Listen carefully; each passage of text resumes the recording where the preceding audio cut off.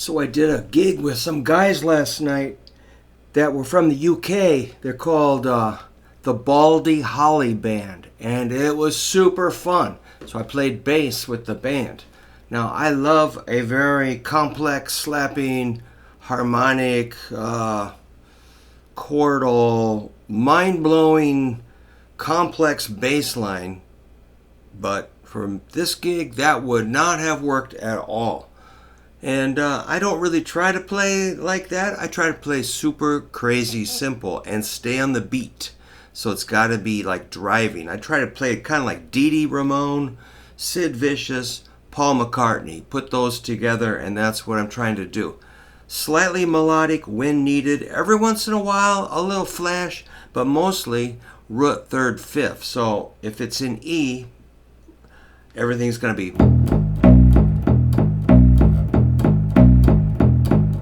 or something like that, which you've heard all your life, and you know what? That's almost like a cliche. Yet it totally works. Or here's another E.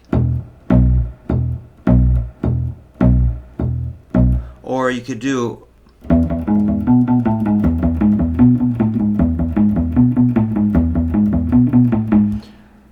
or you could just go, or you could play.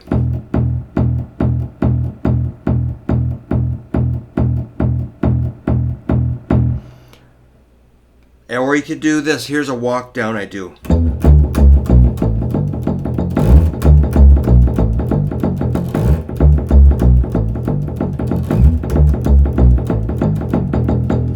Which is kind of like Runaway Boys by the Stray Cats every once in a while. Or you could kind of bounce it. Stuff like that. And then you can walk up to the A. When you play A, you can play or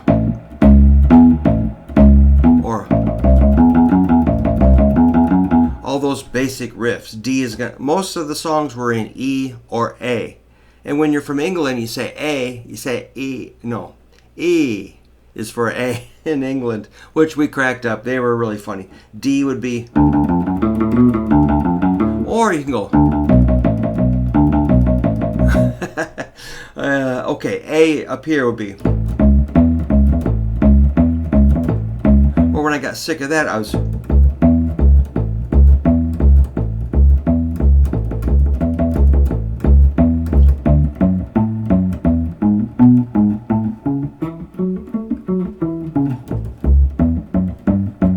So that kind of real, steady. Sometimes it's like a little different beat. Let me think. But often it wasn't. So, and sometimes I had to follow a chord progression. So I've got a notebook on that. Maybe I'll show you that another time. I had to make some charts for a couple of songs that were more complex. But like I did Suspicious Minds, which was like a...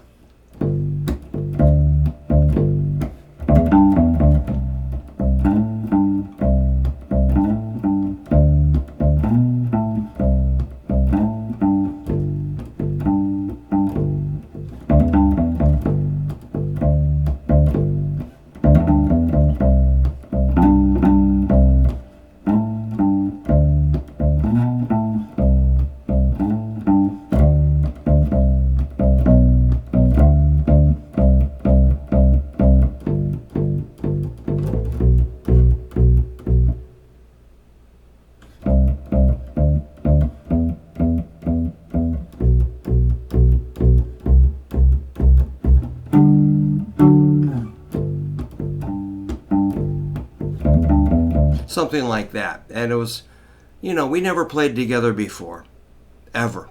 The guitar player had played with James Burton in the TCB band for 12 years, so that was cool. But he wasn't overly flashy. The drummer was not overly flashy. The singer was not overly flashy, but they were just the right amount. And we played in an opera house in a tiny town called Watcheer, Iowa. And people, we did 3 sets, and people stayed the whole time. And, it was a really, really, really fun show. So it was really fun. We did not mic the amps or the drums. We just set them up and set them really low. And they go, "Could you turn down a little bit?" I'm like, "Yes, I sure will. I'd love to." So I turned it way down just because the acoustics were real boomy. And, you mix it like that. And you never touch your volume once you get it set. And just hold your position, listen up, play whatever they want to play. And I even brought in a couple of ideas. We did like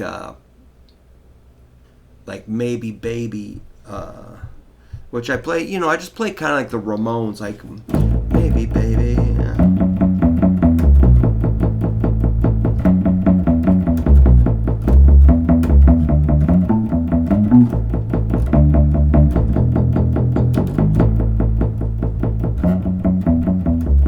Sort of like that, whatever. Just make something up. So when it's minor, that's what's fun, like F sharp minor. Check this out. A, F sharp minor. So you got to make sure your minor chord is minor. You don't want to play it major. That's going to really stick out. So make sure the third is flatted when you do minor chords. That's a huge thing. Here's one thing. We were playing, just trying a couple of songs, warming up or whatever, and doing a little sound check. And it was like, what song? I don't remember, but it was like a 1. And here's the 1, 4, 5. On the 4, I hit the third of D, which is F sharp. So, and, it sounded weird there, but 1.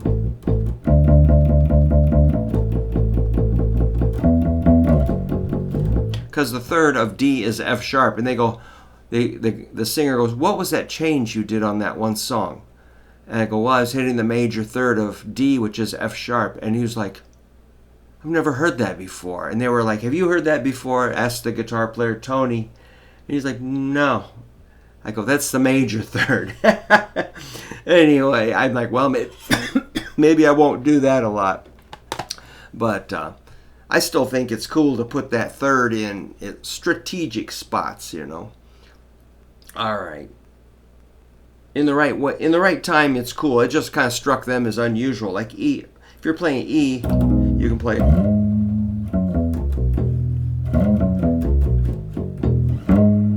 G sharp is the third of E. But if you play it low, it sounds kind of weird down low.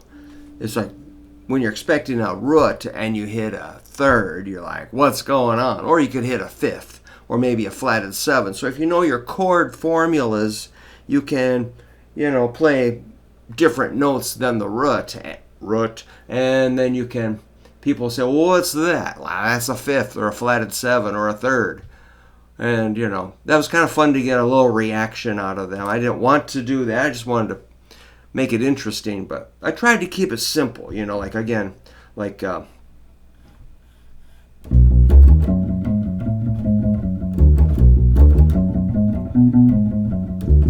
a little, I got slightly flashy, but again, driving, everything's,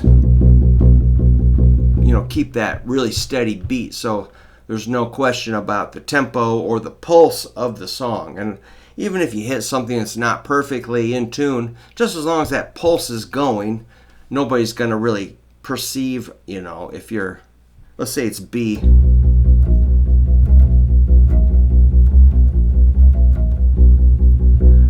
That was kind of weird, but I'm not saying I would play that, but it's still B. We're just kind of sloshing it up sharp and flat. All right, I'm rambling, but hey, this is a 69 Hofner violin bass, and it's set up perfectly, and I love it, and it's light. But I could not see what fret I was on because the fret markers are gone.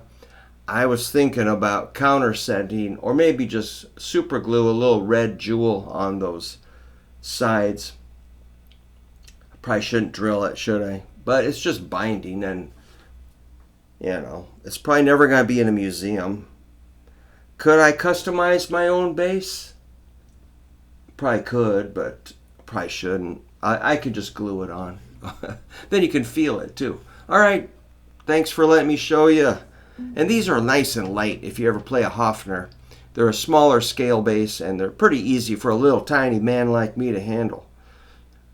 I had a choice of several basses, but this is the one I played. All right, rock on. Try some bass, man. It's great. We need more bass players. It's fun.